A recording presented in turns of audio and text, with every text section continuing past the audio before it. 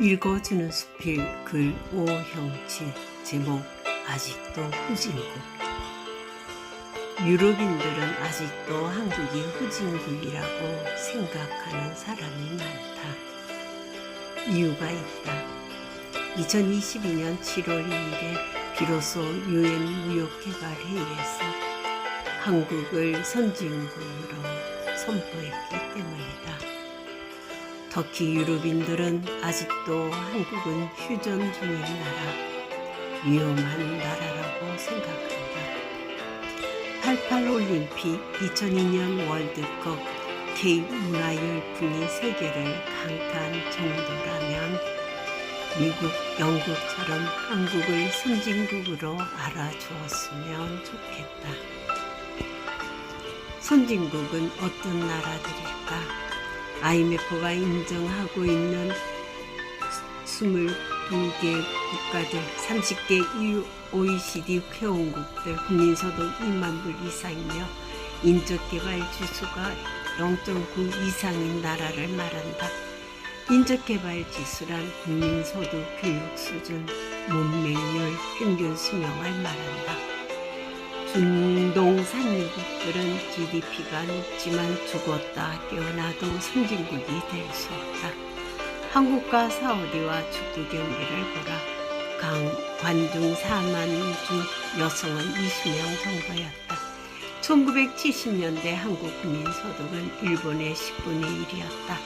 일제 코끼리표 전기밥솥을 구매한 한국 관광객들이 공항에 장사짐을 이루었다. 지금은 어떤가? 약국에서 외국인들이 국구 전기밥솥을 들고 있는 광경을 자주 본다. 한국은 70년대 국민소득은 61년에 82달러, 79년에 1636달러다. 나는 이 시대를 살았다. 이런 거지 같은 나라에 살았다는 사실을 믿고 싶지 않다. 당시 해외여행은 아무나 할 수 없었다. 한국이 못 사는 나라인 줄 몰랐다.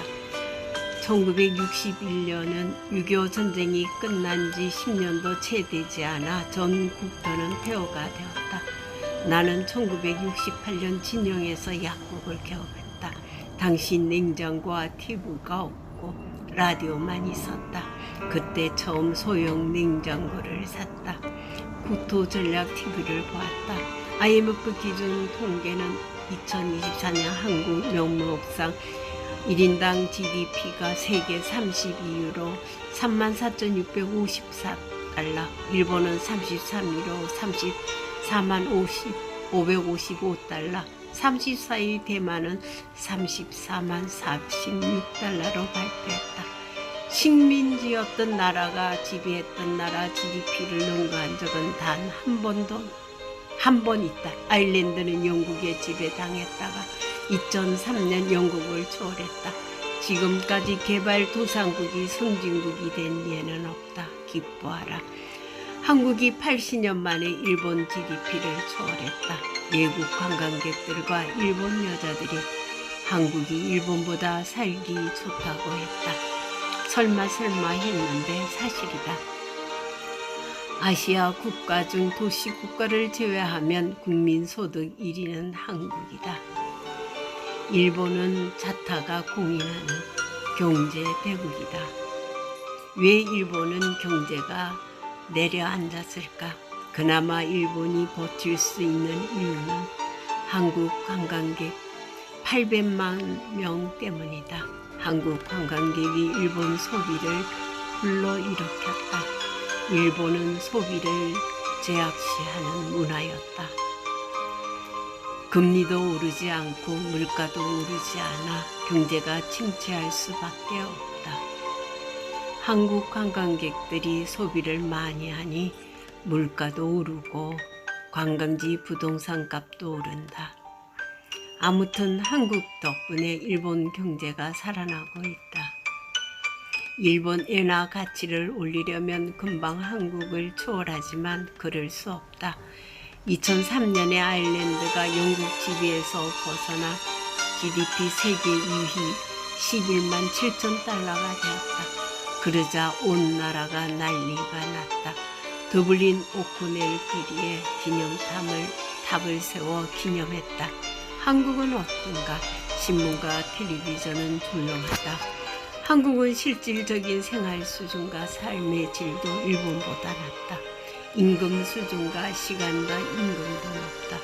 90년 이후 주거 형태도 아파트로 바뀌었다. 83%가 아파트에 산다. 자동차도 한국은 2명 이상 타지만 일본은 소형차가 많다. 스웨덴 조선업이 폭망했다. 어쩔 수 없이 초대형 크레인을 한국 현대중공업에 1달러에 팔아버린 사건이 말매의 눈물이다. 그 미국 대기업을 유치하여 IT 산업과 친환경 산업, 고부가 가치가 있는 관광과 금융 산업을 발전시켜 부강한 나라를 만들었다.